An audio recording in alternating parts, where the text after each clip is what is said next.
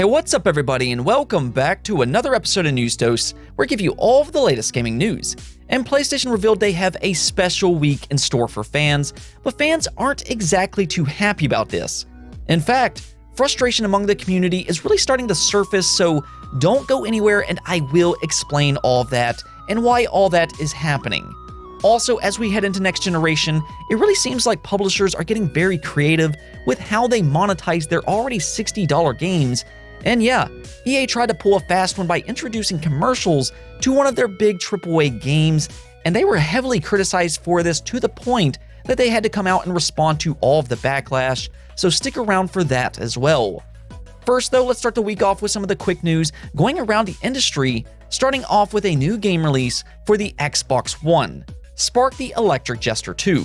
Now this game has been available on Steam for about a year, and it's releasing today on the Xbox One for $20, and I'm really not seeing much buzz about this game, and that's too bad because I think that there is a crowd for Spark 2. This game very much looks like one of the all-time great 3D platformers, Sonic Adventure 2, so that alone should have fans interested. It also has a very positive rating over on Steam, so people seem to like it quite a bit, and I just wanted to highlight that today. I always like to take a look at some of these smaller games that goes a bit under the radar, and Spark 2 seems to be one of those games. If you like Sonic Adventures 2, you may want to go check this one out. Now with that said, I do have some good news for Sonic fans because in an advertisement for Licensing Source Book Europe Summer Edition shows that there are some major Sonic announcements planned for his 30th anniversary in 2021.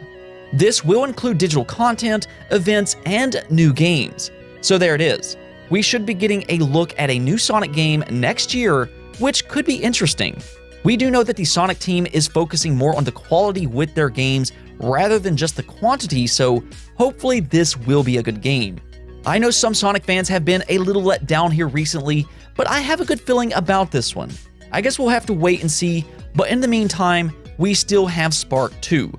And while we are on the topic of Sega, the cult classic Sega Dreamcast franchise, Shenmue will be getting an anime series. We did talk about this last week as Dust Golem leaked this on Twitter, and even though he didn't flat out say it was going to be an anime show, it was heavily hinted at. And this is exactly why I do bring his leaks up on the channel, because he clearly does have some sources. But yes, Shenmue will be getting an anime series on Crunchyroll as well as Adult Swim. This apparently will have some mature content in it that was cut from the original games, and it will be 13 episodes long. Now, there are still some questions surrounding this show. We don't know what events it will cover, and we still don't have a release date just yet, but this should be an interesting game adaptation. Obviously, Shenmue is very story-driven, and with the long wait for each Shenmue game, fans are always concerned if they will ever actually complete the story. So with this anime series, I'll be curious to see if they do follow the same events as the game, and could we see it go beyond Shenmue 3 with multiple seasons? Of course, we have to see if the first season succeeds, but I do hope you Shenmue fans are looking forward to this. Moving on, the Kingdom Hearts fanbase is another group that has always had to be very patient, to say the very least. Well, we do have some new Kingdom Hearts information, some good, and some not so much. Unfortunately, if you were hoping for the Kingdom Hearts games to eventually be ported over to the Nintendo Switch, it's probably not going to happen anytime soon. The franchise director revealed that they did consider porting Kingdom Hearts games to the Switch in the past, but found things to be technologically difficult. Yeah, I don't really know what to think about this statement. I mean, if we're talking about Kingdom Hearts 3, then sure, I do get that. Kingdom Hearts 3 was a big jump up in terms of production values compared to past entries in the franchise, so it would probably be very difficult to run on the Switch. But what about Kingdom Hearts 1.5 and 2.5 Remix? I can't imagine this would be a problem running on the Switch. In fact, I think that there is a real debate that this is the perfect console to run these games on. A lot of these games are older now, originally releasing on the PlayStation 2, 3DS, or even the PlayStation Portable, so yeah, they should run on the Switch. So I don't necessarily believe that it is too technologically difficult to do those games, but obviously it probably would be a lot of work. If they don't want to do it though, they could always outsource it to a different developer and let them port it instead, but it's Square Enix. They don't always make sense, so I guess it is what it is.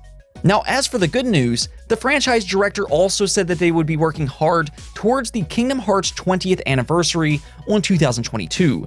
Now that's still a little ways away, but that could be where we get our next big Kingdom Hearts reveal. I know that's wishful thinking, but let's cross our fingers on that one. Let's go back and talk about the Nintendo Switch for just a moment though, because speaking of ports, CD Projekt Red had some very good news over the weekend. One being that they have seen a 70% revenue increase, in large part because the Nintendo Switch version of The Witcher 3 performed extremely well. Now do keep in mind that's not the only reason for this 70% increase, and in fact, The Witcher 3 had some pretty huge spikes across all platforms right around the time that the Witcher Netflix show came out. So that also plays a big part in this, but it is good news to see it do so well on the Switch, and it goes to show you that if you can manage to port these games to the Switch, they can succeed. CD Projekt Red wasn't done there either though, because they also rejected $70 price tags for their next generation games. This is mostly referring to Cyberpunk 2077, but as CD Projekt said, they have no intentions of changing their already announced prices of $60. That is a good thing, and kudos to CD Projekt Red for that. I think that this is going to be one of those topics that constantly evolves over the next year or two. We are seeing several publishers kind of take this wait-and-see approach, whereas others like 2K Games and Activision are jumping right into those $70 price tags. For me though, what makes these $70 price tags concerning is not the price alone. I do understand that development costs have gone up with big AAA games, but we are also seeing these $60 games come with things like microtransactions, and now we are also seeing publishers try to put full-blown commercials in video games. Now, we did talk about this a month or so ago on the channel because there was a report that was claiming that some publishers were experimenting with putting commercials in their games, and well, what do you know? EA did just that last week. In UFC 4, they decided that they were going to put ads in the game, and there was a full-on commercial in the middle of gameplay for The Boys. Yeah, this is starting to happen in the game industry for big AAA games. Here's where it gets really interesting though. So UFC 4 released last month on August 14th, which means reviews were also going up around that time.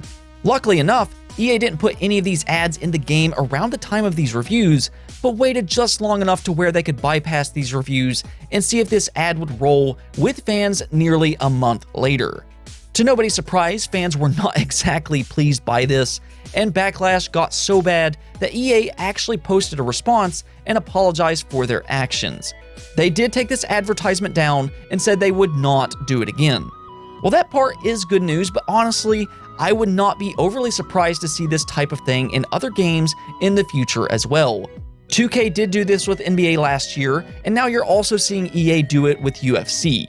I do expect these game publishers to further do experiments like this and see what they can and can't do, and it looks like they're smart enough to get around these reviews calling them out. It's a little shady to say the very least, but I will ask you, what do you think about advertisements being in video games? Let me know in the comments below. Let's talk about PlayStation though. There have been some rumors circulating that PlayStation is going to have a PlayStation 5 event sometime in the first half of September. I mean, we are only 2 months away from the PlayStation 5's official release to what I assume will be in November, but we still don't have some vital information such as the price or an official release date. Well, Sony did announce a special week for PlayStation VR fans where they will be focusing on VR games all week long. They even try to manage expectations by saying there will be no PlayStation 5 news here.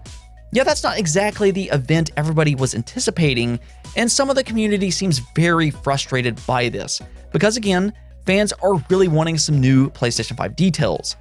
Well, instead it looks like those price wars will continue on, as Sony seems to be nudging Xbox to announce the price of the Series X first.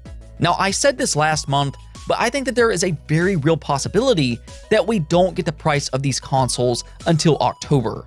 And I know fans are anxious to hear these prices, but they are definitely playing a game of chicken with one another to see who announces the price first. The Xbox Series S, as an example, has been the worst kept secret in the industry, and it's become very clear that they were supposed to have announced it already. I mean, we're already seeing Xbox Game Pass cards include the Xbox Series S in the marketing, so they keep delaying the announcement because they want Sony to go first.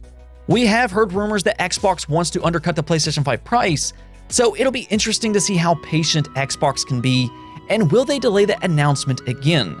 I know that's not what fans want, but I do think it's very possible. I will say this though, fans are certainly losing their patience, but to be fair here, this is not out of the norm for technology where we hear about price just weeks ahead of the release. I know we are used to hearing the price of game consoles months ahead of time, but if you look at other devices, that's not always the case. As an example, Nvidia just announced the RTX 30 series, and they're releasing just weeks later, and Microsoft and Sony knows this.